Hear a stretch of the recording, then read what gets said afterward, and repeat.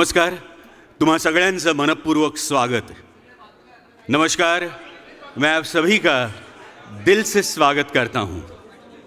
Good evening, ladies and gentlemen. I extend a warm welcome to all of you.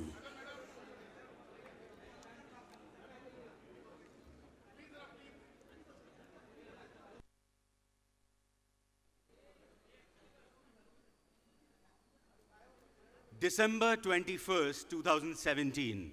Yes, that's today. December 21st, 2017 should have been one of the many dates that crowd a calendar. Well, no longer. For us, December 21st is a special day. A moment that shall be engraved in gold in the history of Maharashtra, in the annals of Indian cinema. We are here to witness the launch of a teaser of a Hindi and Marathi film on the life and times of Bal Keshav Thackeray. Courage was the middle name of Balasaheb Thackeray. He loved a good fight for the cause of Maharashtra and its people. Controversies courted him. Fame sat lightly on his shoulders. Underneath a tough exterior was a man with a vision for Maharashtra. बेताचीच शरीरयष्टी, बेताचीच शरीरयष्टी, परंतु धमन्यात आगीचा लोळ, समोर एकच तारा आणि पायतळी अंगार, हा वज्र निर्धार. मराठी मध्यम वर्गात जन्मलेल्या एका तरुणानं आपल्या कुंचल्यानं काळाच्या भव्य पटावर उद्याची रेखाटनं रेखाट लाखो आयुष्यांना स्पर्श करावा, त्यांच्या साध्या सुध्या जगण्याला अर्थ बहाल करावा, हे सारं केवळ अद्भुत आहे. ह्या विस्मयाचंच नाव आहे Balasaheb Thackeray.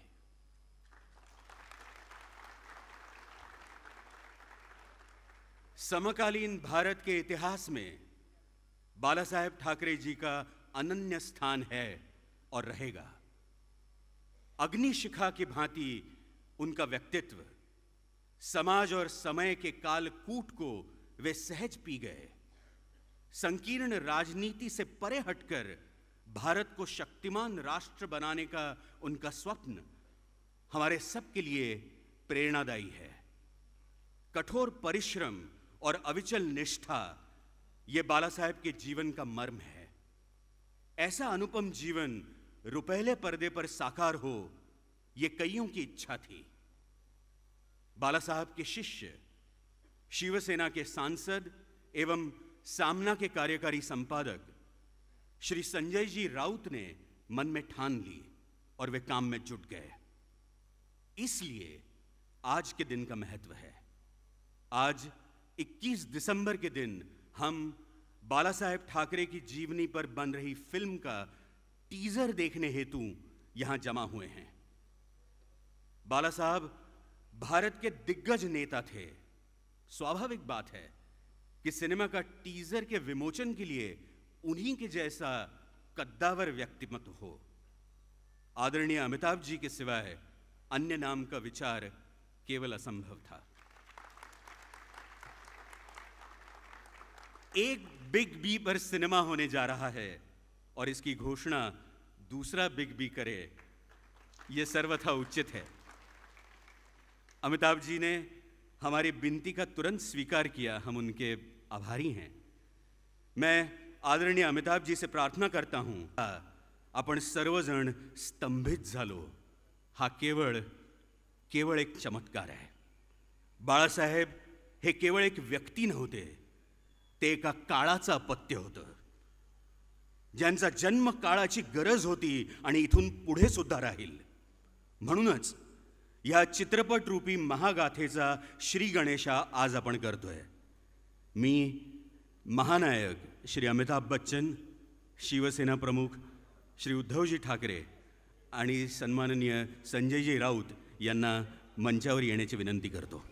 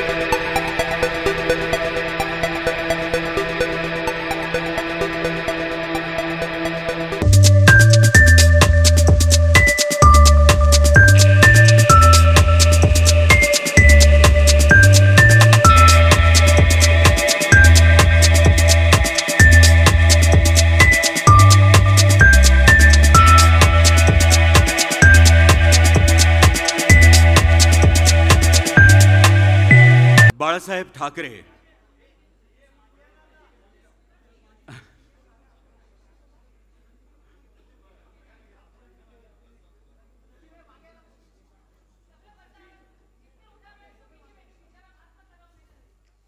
Balasaheb Thackeray was a titan, a prince among his peers. To portray him on celluloid was a task which needed a director who could creatively decode a legend. There could be no one better than Abhijit Panse. Reggae, Abhijit's much talked about film, is a testimony to his cinematic craft. Also, he's deeply influenced by Balasaheb's ideals. Little wonder then that Shri Sanjay Raut chose Abhijit to be the captain of the team. Ula Gaddi, The Onion, is an Indo-French film which Abhijit has helmed. He has also done the sound designing for this soon-to-be-released film, which establishes the young director's link with global cinema. Ladies and gentlemen, please join your hands for the young and talented Abhijit Panse. Abhijit.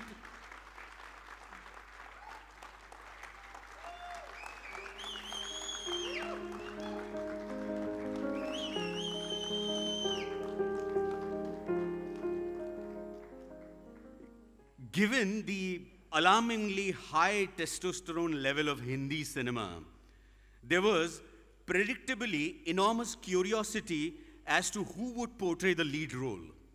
Many from the world of cinema were the willing aspirants. Finally, the choice fell on Nawazuddin Siddiqui. Need we say that the fabulously talented actor richly deserves Balasaheb's role? बहुत कम कार्यकाल में अपने सुंदर भावात्मक अभिनय शैली से श्री नवाजुद्दीन सिद्दीकी जी ने लाखों के दिल जीत लिए हैं।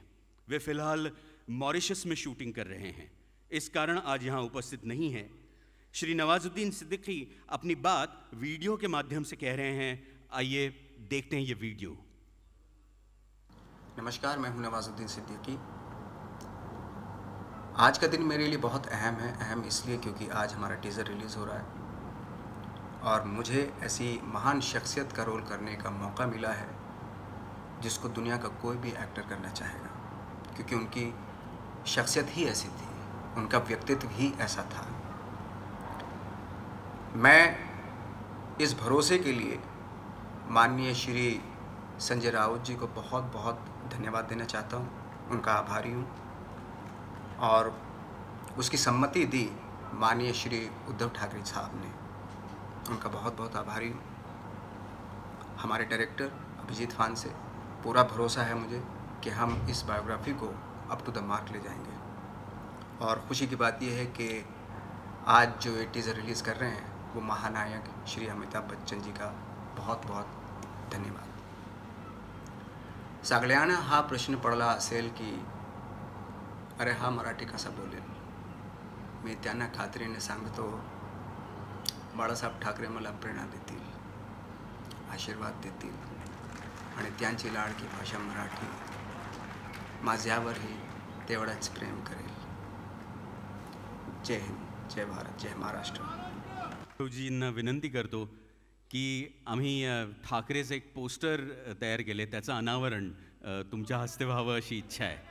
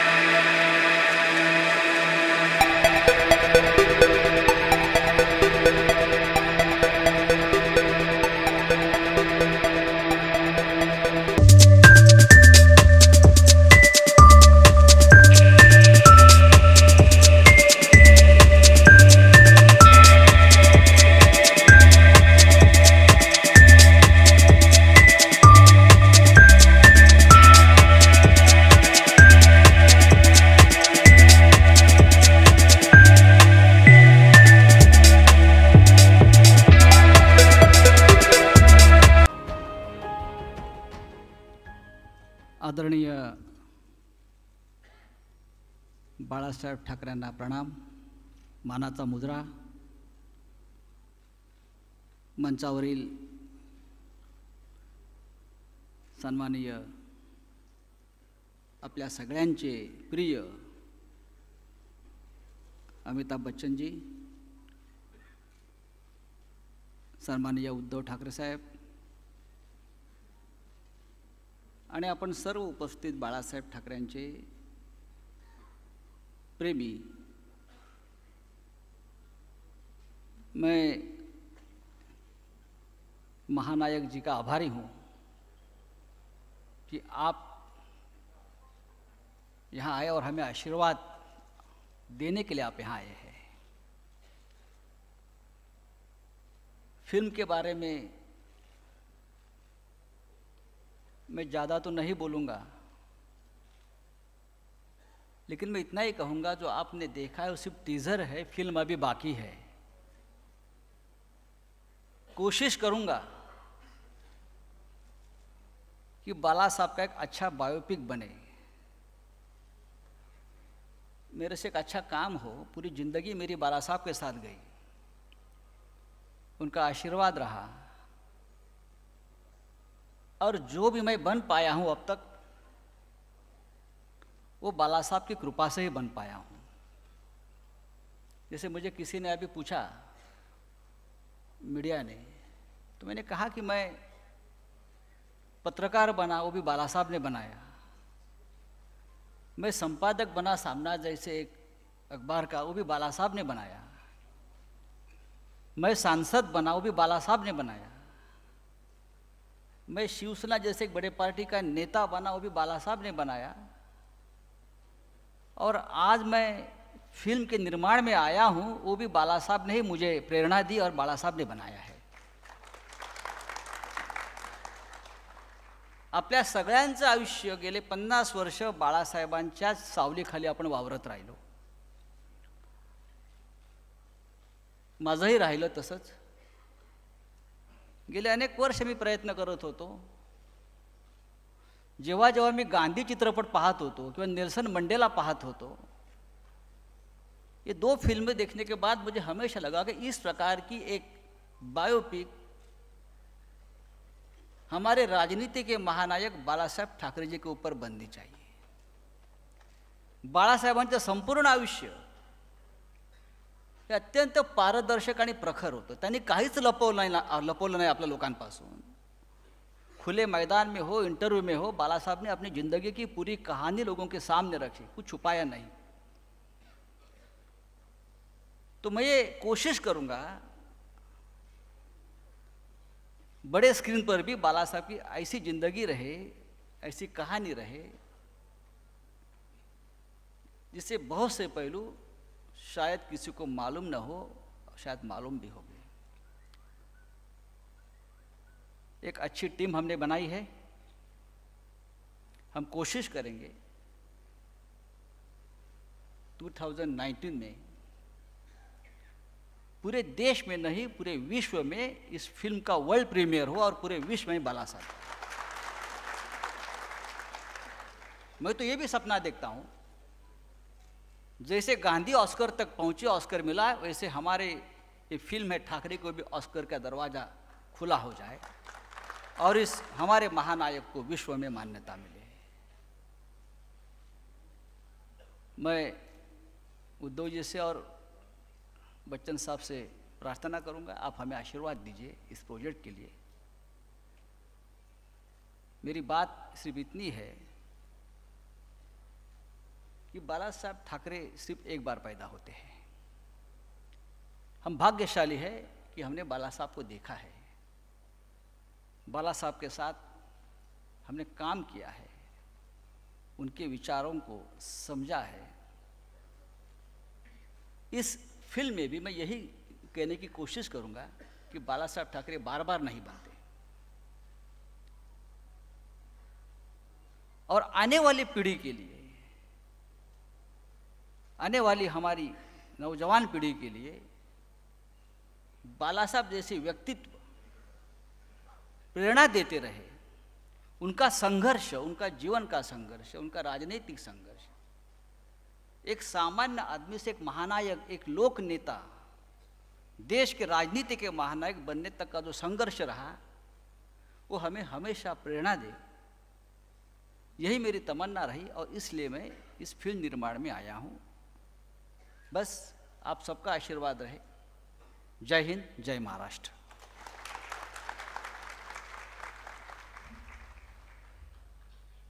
Thank you Sanjay ji. बड़प्पन विरासत में नहीं मिलता, उसे अर्जित करना होता है। बड़प्पन विरासत में नहीं मिलता, उसे अर्जित करना होता है। इस कहावत का प्रखर प्रमाण हैं शिवसेना अध्यक्ष सन्माननीय श्री उद्धव जी ठाकरे। पिता के बुलंद विचारों को एवं उनके विभिन्न कामों को उद्धव जी निष्ठापूर्वक एवं सफलतापूर्वक आगे ले जा रहे हैं, इसमें कोई दो राय नहीं है। Shri Uddhav ji Thackeray holds Maharashtra in the hollow of his palm and his heart beats for India. As Maharashtra's ace leader, he nurtures dreams and fuels hope in the heart of millions. As accomplished photographer, he clicks close-ups of a better tomorrow, combining art with politics. I now request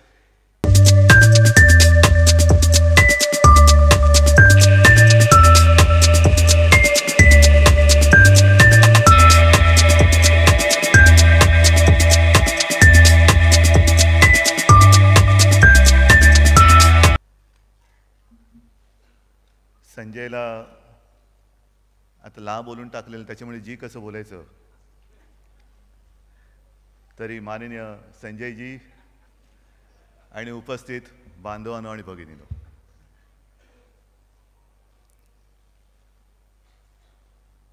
झलक आपण पाहिलेली आहे आणि मला असं वाटतं संजय पुढचा चित्रपट कसा असेल ते झलक दाखवून तू सिद्ध केलेला आहेस। चित्रपट जरी 2019 साली पूर्ण करण्याचा तुझा मनोदय असला तरी मी निश्चित सांगतो झलक पाहिल्यानंतर हा चित्रपट आजच यशस्वी झालेला आहे।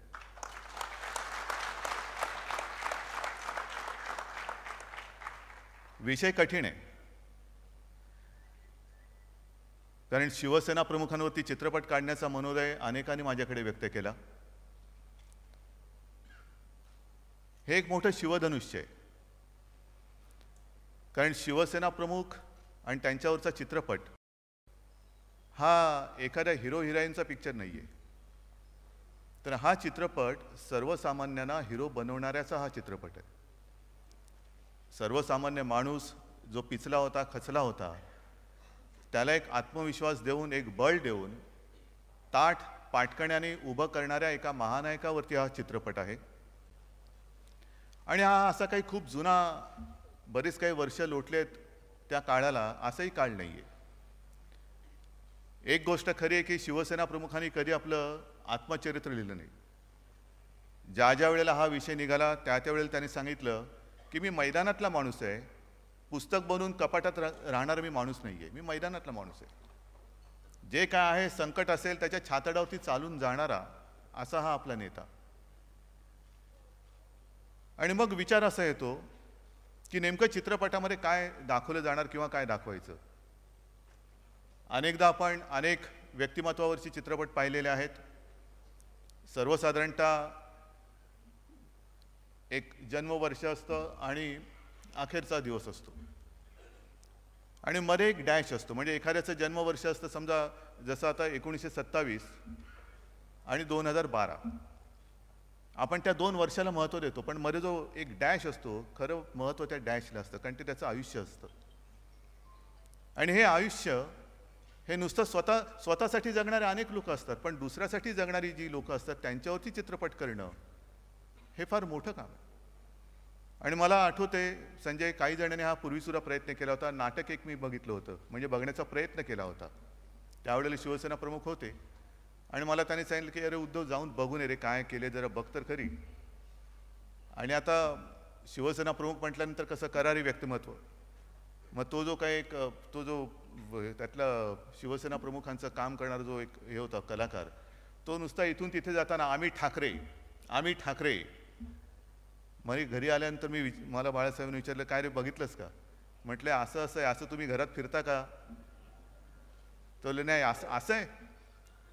तर हे जे काही गैरसमज आहेत की आहे ना, शिवसेना प्रमुख म्हटल्यानंतर लाखो काय करोडो लोकांना धीर देणारा, आत्मविश्वास देणारा हा महापुरुष, पण आज सर्वांना तसंच वागायचं का? आणि मला असं वाटतं संजय, आपण जे काही त्याने पाहिलं, कदाचित आपल्यापैकी काही जणांना तो अनुभव आला असेल की स्वतः, खरंच मी सांगेन, मनाने हळवा किंबहुना भोळा माणूस, पण त्यांच्याकडे ज्या वेळेला एखादा गरीब म्हणजे नुसता परिस्थितीने नाही, पण काही ताकद नसेल, काही नसेल, आणि त्याच्यावरती अन्याय झालाय म्हणून एखादी व्यक्ती यायची, महिला असेल, पुरुष असेल, त्यावेळेला मग त्यांच्यातला तो वाघ असेल, तो जिवंत व्हायचा. आणि तो वाघ संपूर्ण जगाला, देशाला तर नक्कीच, आणि त्या गरिबावरती जो अन्याय करायचा त्याला घाम फोडायचा. आणि आपल्याला सगळ्यांना कल्पना आहे, अमिताभ जी जब आपकी पहली पिक्चर आई थी सरकार, तो सारे लोग कह रहे थे कि ये बाला साहब के ऊपर पिक्चर है. बाला साहब को भी वो चित्रपट पिक्चर जब उन्होंने देखा तो वो भी स्वयं खुश हो गए की त्याच्यामध्ये सुद्धा प्रत्यक्ष बाळासाहेब होते का नव्हते, पण विषय तोच होता की गोरगरीब माणूस, त्याच्या मागे कोणतरी उभा राहतोय आणि त्याच्यावरती अन्याय दूर केला जातोय. हा जो काही एक विषय होता, तोच एक मला असं वाटतं या सगळ्या याचा गाभा आहे. शिवसेना प्रमुखांवरती टीकाही अनेकांनी केली, गैरसमज अनेक पसरवले गेले, आणि हे सगळं पाहिल्यानंतर मला असं वाटतं संजय, कदाचित हे बोलणं अतिशयोक्तीपणाचं होईल, पण तुझ्यासारखा योग्य माणूस नसेल की तो त्यांच्यावरती चित्रपट करेल. ह्याचं कारण संजयने नुसतं शिवसेना प्रमुख म्हणून दुरून नाही बघितलं. तो जो काही भूमिका निभावतो आहे, मग शिवसेनेचा तो नेता आहे, सामनाचा कार्यकारी संपादक आहे, आणि त्यानिमित्ताने त्यांनी शिवसेना प्रमुखांना नुसतं जवळून नाही बघितलं, तर त्यांचे विचार हे त्यांनी आत्मसात केले. नेमकं शिवसेना प्रमुखांना काय बोलायचं होतं, काय करायचं होतं, काय त्यांनी केलं, हे त्याला चांगलं समजलेलं आहे. आणि म्हणून मला असं वाटतं की हे मोठं जे काही मी म्हटलं शिवधनुष्य आहे, ते संजय तू समर्थपणे पेल्याशिवाय राहणार नाही. साहजिकच आहे, जे काही करता येणं शक्य असेल, आमच्याकडनं जे काही करता येणं शक्य असेल, तुझ्यासोबत आम्ही सगळे उभे राहिल्याशिवाय राहणार नाही. कारण हा चित्रपट केवळ कोणाच्या एका नेत्यावरती नाही आहे, केवळ माझ्या वडिलांवरती नाही आहे, तर ज्यांनी इतिहास घडवला त्या एका महापुरुषावरती आहे. आणि पुढच्या अनेक पिढ्या शिवसेना प्रमुख काय होते, कसे होते, त्यांच्याकडनं आपण काय घ्यायला पाहिजे, हे जर का समजून घ्यायचं असेल, तर मला असं वाटतं हा तुझा चित्रपट हा त्यांना नक्कीच मार्गदर्शक ठरेल, तसा तो ठरावा. एवढ्या माझ्या मनपूर्वक शुभेच्छा. जय हिंद, जय महाराष्ट्र.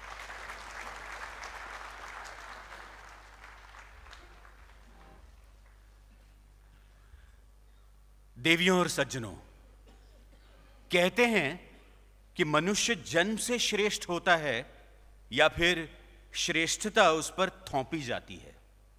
मैं फिर से दोहराना चाहता हूं कि मनुष्य जन्म से श्रेष्ठ होता है या फिर श्रेष्ठता उस पर थोपी जाती है.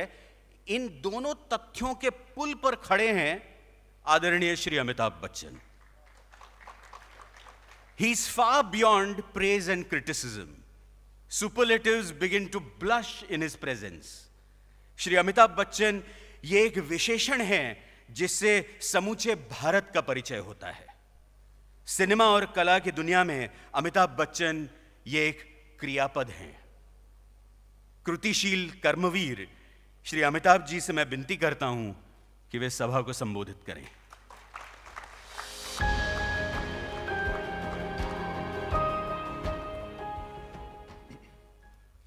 आदरणीय उधर जी, आदरणीय संजय राउत जी, देवियों और सज्जनों, सचिन जी ने बहुत ज़्यादा बोल दिया मेरे बारे में, उसके लिए मैं क्षमा चाहता हूँ. धन्यवाद देना चाहता हूँ संजय जी आपको कि आज आपने मुझे यहाँ आमंत्रित किया, और ये मेरे लिए बड़े सौभाग्य की बात है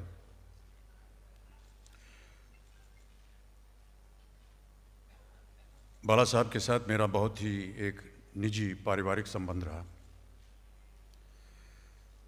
और कोई भी कार्यक्रम जब भी उनका होता है, कोई स्थापना हो, कोई कार्यक्रम हो, और जब भी वो मुझे बुलाते थे तो मैं जाता था। आज आपने मुझे यहाँ आमंत्रित किया है, इसके लिए मैं आपको धन्यवाद देता हूँ। क्योंकि ये कार्यक्रम बाला साहब से संबंधित है इसलिए तो मैं यहाँ, मुझे आना ही था। लेकिन सच्चाई थोड़ी सी ये है संजय जी की आपकी जो कलम है वो कलम नहीं तलवार की तरह कभी कभी लगती है, उसके डर के मारे मैं यहाँ आ गया।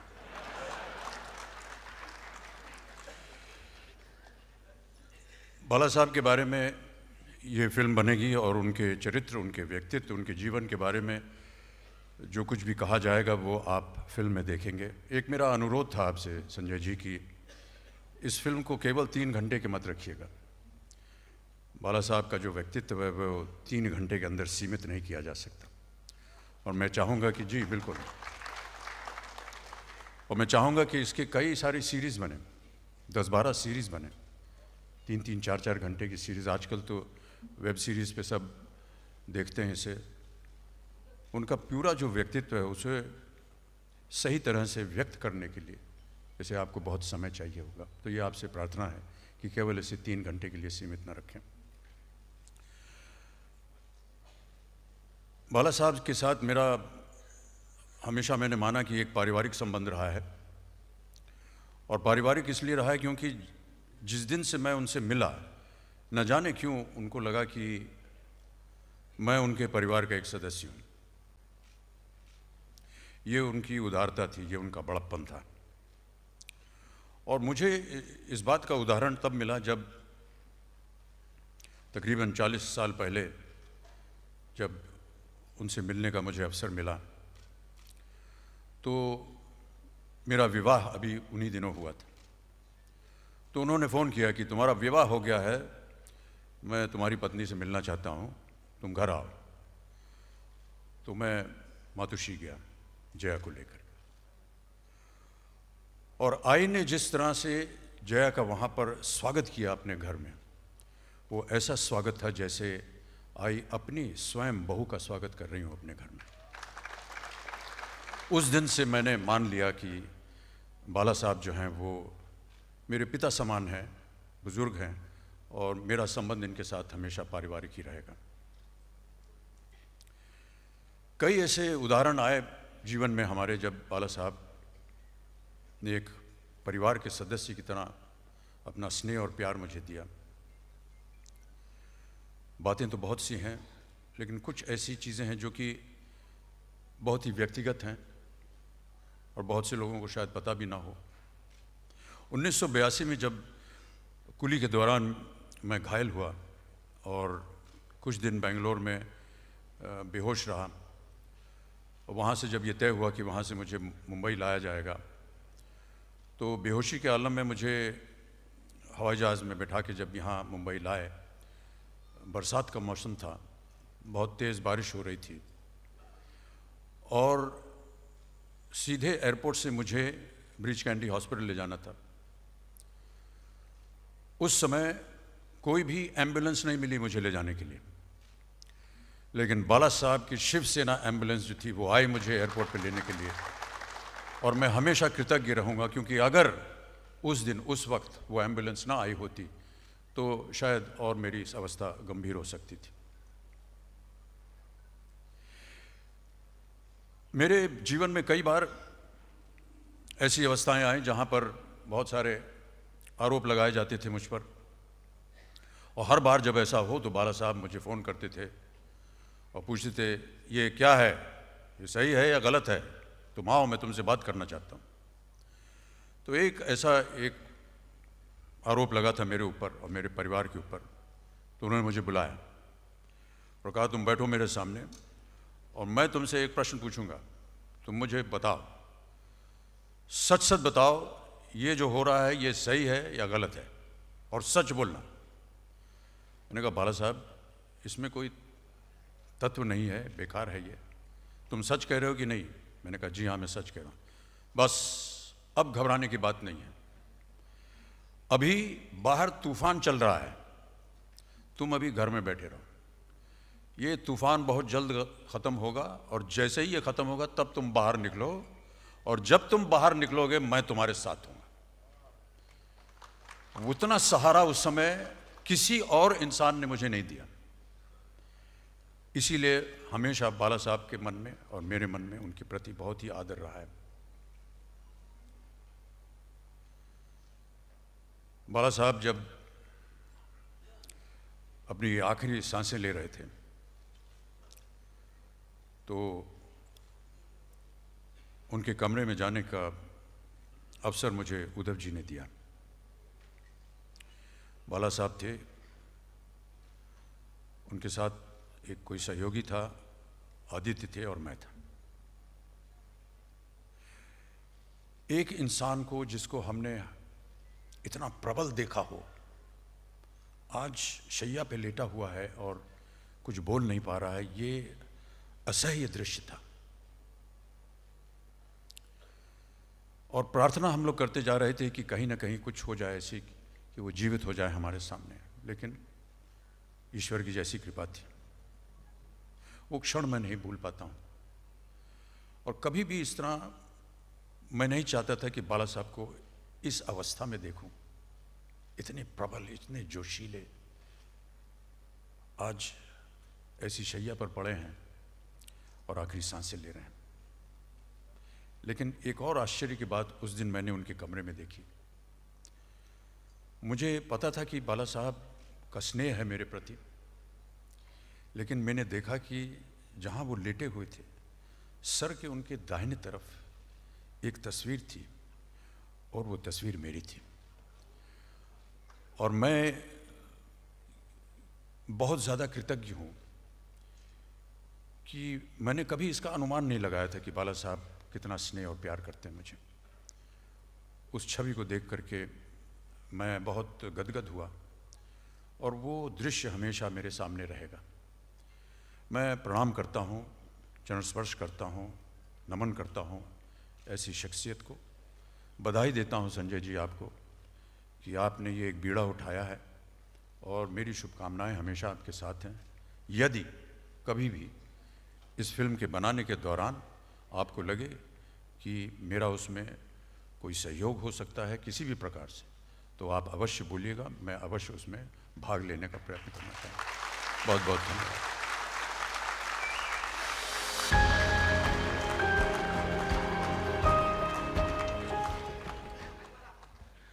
या इतक्या मोठ्या समारंभामध्ये खरं तर समोर असलेल्या प्रत्येक व्यक्तीचे आभार आम्हाला मानायचे आहेत, पण काही नावं मी घेतो। आम्ही यांचे मनपूर्वक आभारी आहोत। श्री परिमल नथानी, सुभाष रुणवाल, जॉइंट कमिशनर देवेन भारती आज इथे उपस्थित आहेत, RD शिंदे, मुंबईचे मेयर विश्वनाथ महाडेश्वर, आम्ही तुमचे आभारी आहोत। आम्हाला ही सगळी व्यवस्था मनोज धुमाळ आणि त्यांच्या टीमनी, ग्रँड हयात कामगार सेनेच्या मुलांनी आम्हाला खूप मदत केली, त्यांचे आम्ही आभारी आहोत। Sagar Morjaria of national decorator, Jeevan Kamat of hotel Renaissance, Rasika Kulkarni and her team, entire team of NSC world यांचे आम्ही आभारी आहोत। सगळ्या माध्यमांचे आणि अर्थात फोटोग्राफर्सचे देखील आम्ही मनपूर्वक आभारी आहोत। उपस्थित ठाकरे कुटुंबीय आणि उपस्थित सर्व मान्यवरांचे मनपूर्वक आभार। नवाजुद्दीन सिद्दीकी जी की फैमिली यहाँ उपस्थित है, मैं उनका भी बहुत आभारी हूँ। यानंतर मी मान्यवरांना अशी विनंती करणार आहे की तुम्ही पुन्हा एकदा समोर स्थानापन्न व्हायचं आहे। मराठी टीजर आता आपण पुन्हा एकदा पाहणार आहोत।